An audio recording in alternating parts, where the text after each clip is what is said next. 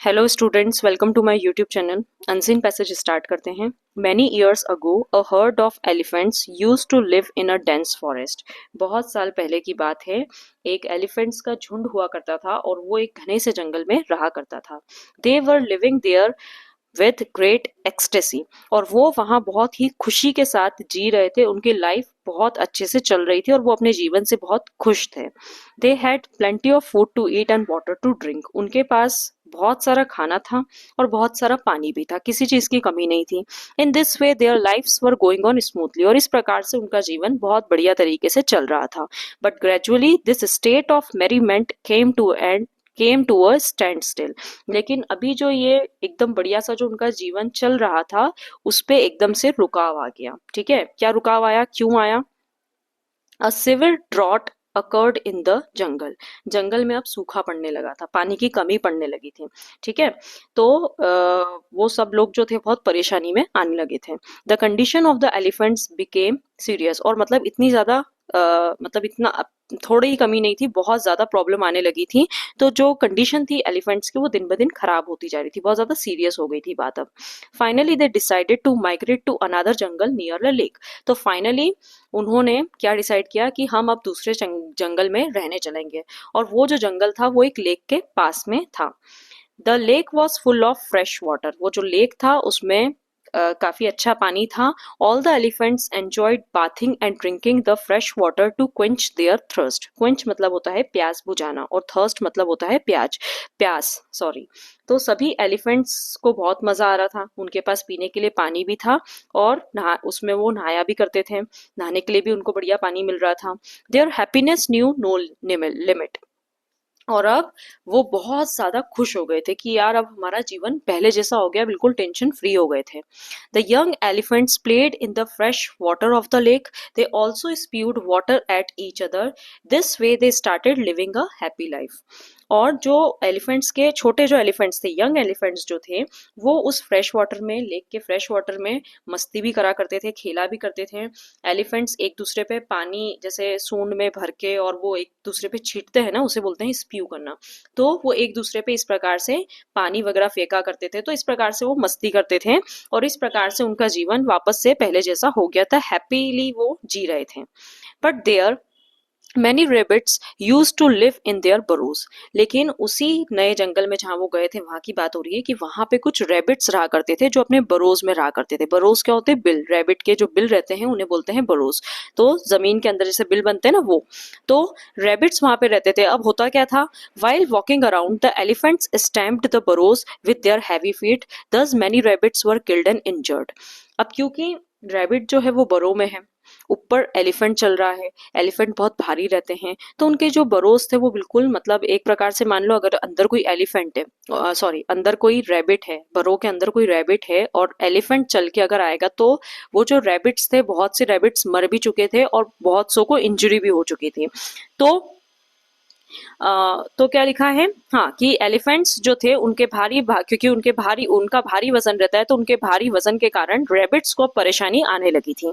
Mean while all the rabbits decided to settle down in some other places where they could live happily.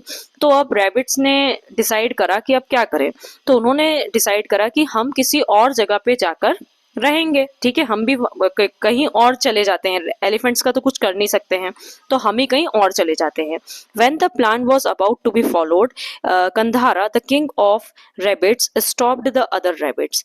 अब जब ये सब कुछ decide हो गया, वो जाने ही वाले थे, इतने में उनका ही राजा था, रेबिट्स का राजा था जिनका नाम था कंधारा। उन्होंने सबको रोक दिया और क्या बोला? ही declared, don't worry my friends, I will teach them a lesson and drive them away from our area.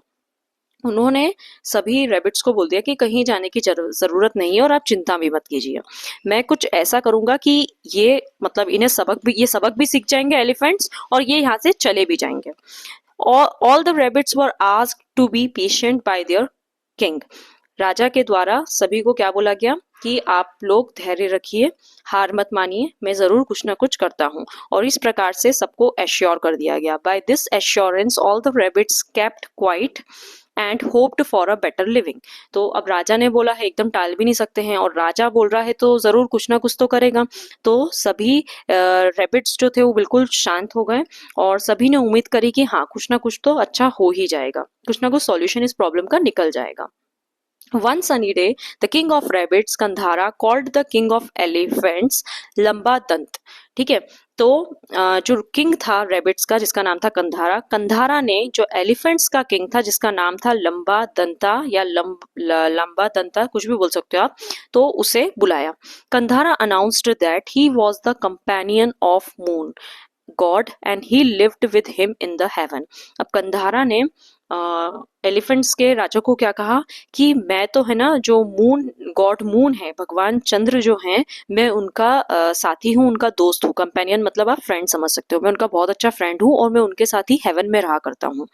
More over he said, इसके अलावा और क्या कहा उसने, you and your friends have trampled my fellow rabbits. उसने कहा कि तुमने और तुम्हारे सभी साथियों ने मिलकर मेरे रेबिट्स को बहुत ज्यादा नुकसान पहुंचाया है, उन्हें ट्रैम्पल कर दिया। ट्रैम्पल करना मतलब रौंद देना, उन पैरों के नीचे कुचल कुचल दिया है तुमने उन्हें, वो मर गए हैं।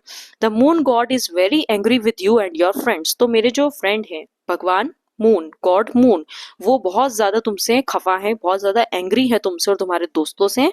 If you keep on killing my friends he will curse you and your friends will die. और अगर तुमने इसी प्रकार से रेबिट्स को परेशान किया या इसी प्रकार से रेबिट मरते रहे तो जो गॉड मून है वो तुम्हें श्राप देंगे और तुम सबकी, तुम्हारी भी और तुम्हारे सारे फ्रेंड्स की मौत हो जाएगी, तुम सब मर जाओगे। The elephants became